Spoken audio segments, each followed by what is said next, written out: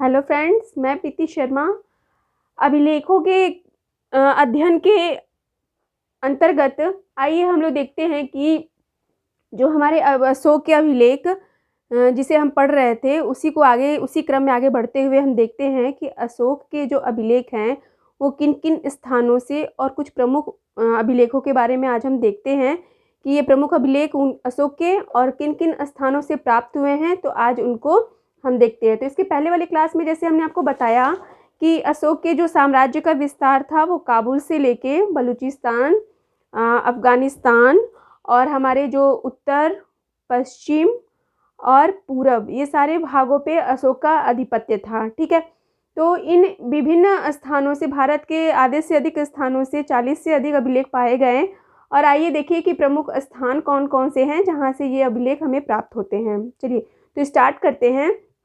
तो देखिए, इसके पहले वाले क्लास में हमने बताया कि अभिलेख कितने प्रकार के होते हैं और इनकी क्या पहचान थी। आइए देख लेते हैं कि इन अभिलेखों को कहाँ कहाँ से प्राप्त किया गया। ठीक है, तो जो ये हमारा देखिए, अशोक के अभिलेख में हमारे दो प्रमुख जो अभिलेख हैं, पहला शिलालेख और दूसरा जो है स्तंभलेख। तो शिलालेख ने हमने बताया कि जो पत्थरों पे बनाए उकेरे गए, और दूसरा स्तंभलेख जो स्तंभ पे अर्थात पिलरों पे उकेरे गए लेख थे। ठीक है, तो आइए देखिए, शिलालेख को भी दो भागों में बांटा गया था, दीर्घ और लघु शिलालेख। ठीक है, और स्तंभलेख के भी सेम वैसे ही बृहद शिलालेख पाए गए और लघु शिलालेख पाए गए। ठीक है, तो आइए चलिए देखिए कि ये सब अभिलेख कहाँ कहाँ से प्राप्त हुए।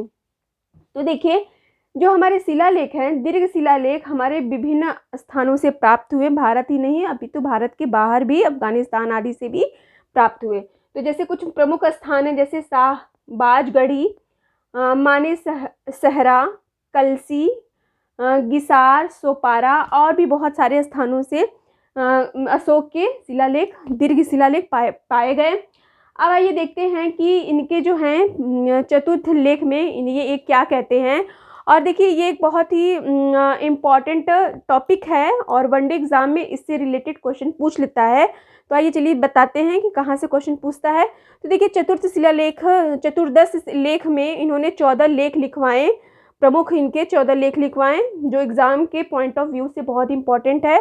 देखिए, पहले जो इन्होंने पहला लेख लिखवाया जिसमें जीव हिंसा पर उन्होंने निषेध करवाया। जब वो बौद्ध धर्म मतलब कि बौद्ध धर्म को स्वीकार कर लेते हैं तब वो जीव हत्या पे रोक लगा देते हैं। ठीक है, तो पहले जो लेख में उन्होंने जीव हिंसा पर निषेध करवा दिया। अब देखिए, एग्जाम के पॉइंट ऑफ से ये बहुत इंपॉर्टेंट सारे हमारे टॉपिक हैं, सारे तो नहीं लेकिन इंपॉर्टेंट टॉपिक हम आपको बता देते हैं। ये 11वें जो है लेख में उन्होंने लिखवाते हैं धम्म के बारे में। धम्म क्या है? धम्म क्या है? दान है, धम्म प्रशंसा है और धम्म मित्रता भी है। अर्थात यहाँ पे उन्होंने धम्म का उल्लेख किया। धर्म अर्थात हमने बताया कि धर्म अर्थात धर्म से रिलेट किया गया है कि धर्म क्या है? धर्म दान करने की वस्तु है, प्रशंसा करने की वस्तु है और मित्रता करने की क्या है? धम्म है हमारा। ठीक है, एक ऐसा कह सकते हैं विश्वास है। आइए फिर दूसरे 12वें लेख में वो लिखवाते हैं, वो भी धम्म के ही बारे में चर्चा रहती है कि धम्म दूसरे के धर्म का भी आदर करता है। मतलब कि एक अच्छा जो धर्म ये नहीं कहता है कि हम अपने धर्म को ही महान कहें, अपितु धर्म ये कहता है कि हम अपने धर्म के साथ साथ अन्य किसी धर्म का भी आदर करें, सम्मान करें और उसको उसी प्रकार से उनको उतनी इज्जत प्रदान करें। ठीक है, तीसरा जो अभिलेख है ये भी बहुत ही इंपॉर्टेंट है। देखिए, एग्जाम में ये पूछा गया है, वनडे एग्जाम में, कि राज्याभिषेक के, अब देखिए 13वें जो है अभिलेख में इसमें कहा गया है कि जो राज्याभिषेक से संबंधित है कि राज्याभिषेक के 8 वर्ष बाद उन्होंने 261 ईसा पूर्व में क्या किया? कलिंग विजय प्राप्त की। ठीक है, कब लड़ा गया? 261 ईसा पूर्व में कलिंग पे विजय। कलिंग विजय पता है आपको? कलिंग का युद्ध कहाँ पे हुआ? कलिंग का युद्ध अगर कहाँ पे हुआ तो आप लोग कमेंट करेंगे। तो देखिए, कलिंग विजय का उल्लेख करवाया। और दूसरा चीज़ क्या कह रहा है कि इस 13वें लेख में देखने को मिलता है कि इस 13वें अभिलेख में 5 यूनानी राज्यों का उल्लेख मिलता है जहाँ पे बौद्ध धर्म से संबंधित क्या है? कुछ चीज़ें प्राप्त हुई या ये लोग बताते हैं, यहाँ से ये प्राप्त होता है जानकारी कि ये लोग ये 5 यूनानी राज्यों में बौद्ध धर्म का प्रचार प्रसार देखने को मिलता है। ये 5 राज्य कौन से हैं, 5 देश कौन से हैं? सीरिया, मकदूनिया, मिस्र, साइरीन और एपीरस। ये 5 देशों में यूनानी ये राज्य हैं जिसमें बौद्ध धर्म का उल्लेख मिलता है। किसमें? इनके ये जो है चतुर्दश लेख में। ठीक है, अब आ जाइए, एक और लेख मिलता है कलिंग लेख, जिसमें है 2 भागों में बटा गया है। प्रथम पृथक शिलालेख और दूसरा द्वितीय पृथक शिलालेख। तो प्रथम पृथक शिलालेख में अशोक कहते हैं, सम्राट अशोक कहते हैं कि क्या है, सारी प्रजा जो किसकी है? राजा की संतान है, मेरी संतान है, अर्थात उसकी देख रेख, उसकी रक्षा करना, उसके स्वास्थ्य जीवन की शुभकामना करना, ये किसका वो है? उनका देख रेख करना, उनके स्वास्थ्य आदि की देख रेख करना, ख्याल रखना, उसके लिए हितकारी कार्य करना।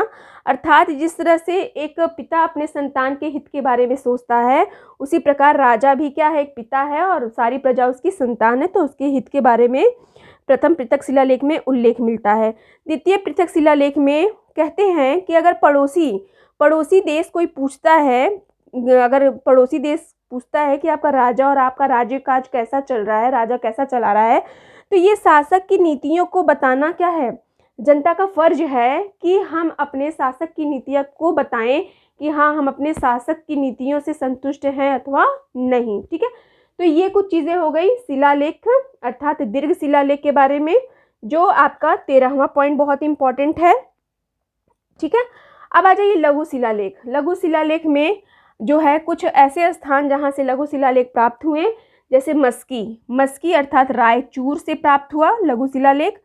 गुर्जरा मतलब ये जो है एमपी से प्राप्त हुआ।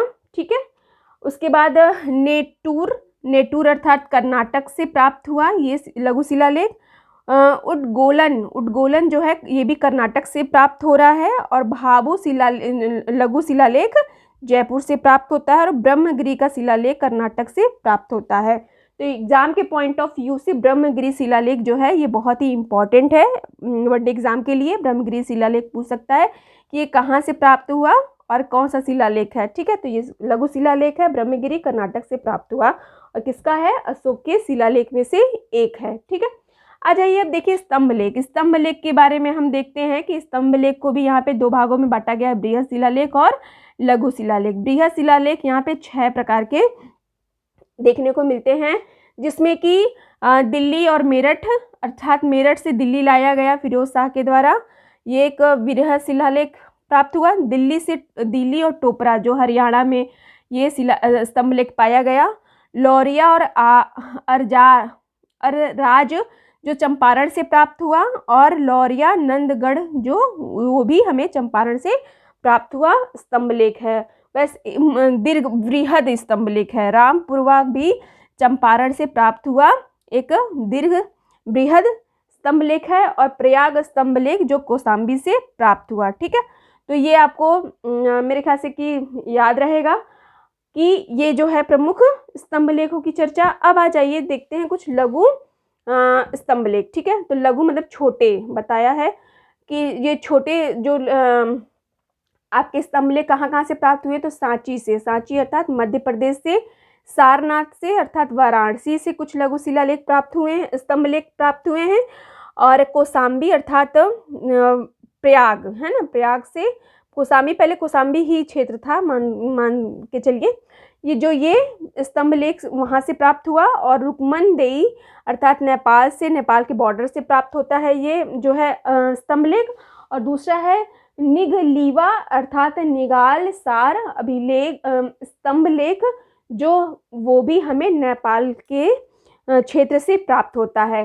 तो ये कुछ रहे आपके अशोक के प्रमुख शिलालेख के बृहद शिलालेख, लघु शिलालेख और स्तंभ लेख में भी हम देखते हैं कि कौन कौन से बृहद शिलालेख और कौन से लघु शिलालेख है और कहाँ से इनके साक्ष्य हमें प्राप्त हुए। ठीक है, और इनमें कुछ जो है जिसमें कुछ पॉइंट हम आपको इम्पोर्टेंट बताएं जो आपके वनडे एग्जाम में इससे क्वेश्चन पूछता है, तो इस चीज़ों को आप ध्यान में रखिए और आप जो है इसी तरीके से चीज़ों को थोड़ा सा डिवाइड करके देखेंगे, बांटेंगे, पढ़ेंगे, तब चीज़ें और ज़्यादा आपको क्लियर होंगी। अदरवाइज़ ऐसे तो बहुत ज़्यादा कन्फ्यूज़न हो जाएगा। ठीक है, तो मेरा ये प्रयास रहता है कि चीज़ों को बहुत ही एक नए रूपरेखा में आपको प्रस्तुत कर सकूँ, जिससे कि आपके कन्फ्यूज़न, डाउट सब क्लियर रहें।